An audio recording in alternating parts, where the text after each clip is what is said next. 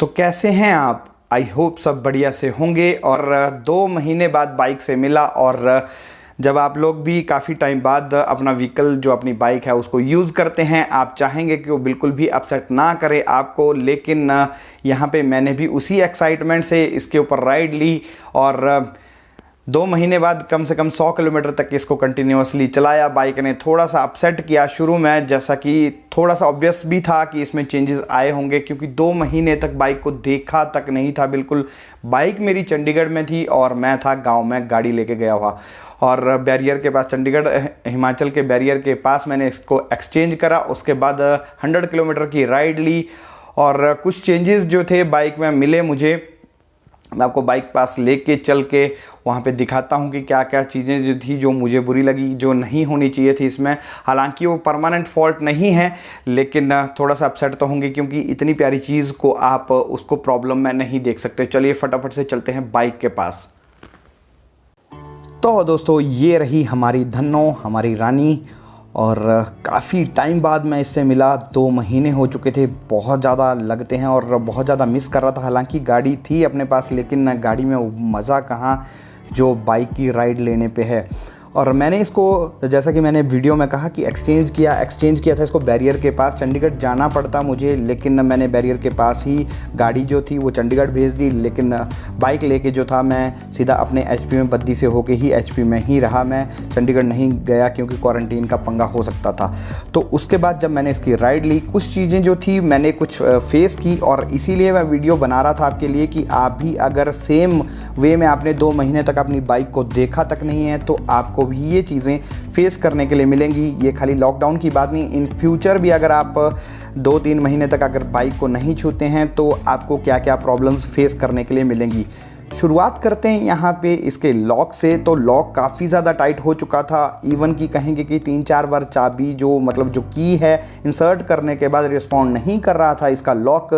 Oiling करने के बाद ये थोड़ा सा सही हुआ। उसके बाद जैसे रोटेट करने के बाद इसका इंस्ट्रूमेंट कंसोल जो था वो ऑन होना चाहिए था, वो बिल्कुल भी ऑन नहीं हो रहा था। वो एक थोड़ा सा टेंशन का मैटर हो गया था, क्योंकि जो बंदा लेके आने वाला था वो आधा घंटा इन सब चीज़ों के चक्कर में लेट हो गया। तो इंस्ट्रूमेंट कंसोल इसका बिल्कुल भी रिस्पॉन्ड नहीं कर रहा था। उसके बाद कोई 10 मिनट के बाद इसने रिस्पॉन्ड किया। बैटरी जो थी वो बिल्कुल डेड हो चुकी थी, ये बिल्कुल भी काम नहीं कर रही थी। और उसके बाद सेल्फ स्टार्ट इसका बिल्कुल भी काम नहीं कर रहा था। किक मारने के बाद इसको स्टार्ट किया गया। बाइक को जब 15 से 20 मिनट तक राइड किया, उसके बाद बैटरी वगैरह इसकी रिस्पॉन्ड जो है वो सेल्फ जो है अच्छे से काम करने लग गया। और हॉर्न की आवाज़ भी बदली हुई मिली। हॉर्न शुरू में तो वर्क कर ही नहीं रहा था, लेकिन जैसे जैसे फिर बैटरी चार्ज होती गई, मैंने भी इसको जब रिसीव किया, उसके बाद 100 किलोमीटर की राइड मैंने जब इस पे ली, तो हॉर्न की आवाज़ मुझे भी थोड़ी सी इम्प्रॉपर सी लगी। और हॉर्न बाद में जब मैंने भी इसको चलाया तो हॉर्न जो था वो ओके हो चुका था। अगर यहाँ पे इंस्ट्रूमेंट कंसोल की बात करें, डाटा की, तो जो घड़ी थी, मतलब जो इसके क्लॉक है वो बिल्कुल एडजस्ट नहीं थी, वो भूल चुकी थी अपना टाइम जो है। और उसके बाद अगर अदर डाटा की बात करते हैं, ऑडियो मीटर, ट्रिप मीटर की रीडिंग वगैरह, हाई स्पीड की रीडिंग, वो सब कुछ एज इट इज़ ही था। और चलते हैं अगर चेन की तरफ, चेन लूज़ मिली मुझे। चेन ऑब्वियसली था वो होनी थी लूज़, उतनी ज़्यादा नहीं हुई है। ब्रेक पैड हार्ड होने से ये थोड़े से ब्रेकिंग जो रिस्पॉन्ड है वो कम हो गया है। मतलब हार्ड ब्रेक जो है नॉर्मली काम नहीं कर रही है, थोड़ा सा हार्ड जो अगर दबा करके तब यूज़ में आ रही है ब्रेक। उसके बाद और अगर कोई मेजर इशू की बात करते हैं तो ऐसा कुछ नहीं मिला इसमें। थोड़े से जो वो ऑब्वियसली अगर आप किसी चीज़ को पड़े उसमें बीमारियां लग ही जाती हैं, ऐसी ही प्रॉब्लम्स इसमें आई थी।